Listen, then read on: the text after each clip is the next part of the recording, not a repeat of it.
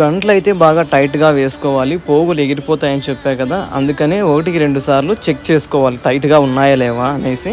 ఆ టైట్‌గా గంట్లు పడిన తర్వాత పైకి లేసి అక్కడ జరీ పాగలున్నాయి కదా! ఇది రేషం పాగడ, పక్కన తర్వాత జరీ పాగడ ఉన్నాయి.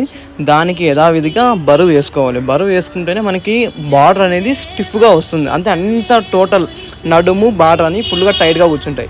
ఇప్పుడు నేను చూపిస్తున్నది వచ్చేసి దీన్ని కొమ్ము అంటారు. కొమ్ములోకి బోట్ పెట్టి తర్వాత అలా నేసుకున్న తర్వాత ఇది కడ్డీ ఎక్కించే విధానం. ఈ కడ్డీ ఎక్కించే విధానం ఏంటంటే నీట్‌గా నిదానంగా ఎక్కించాలి. ఈ కడ్డీ అనేది షార్ప్‌గా ఉంటుంది.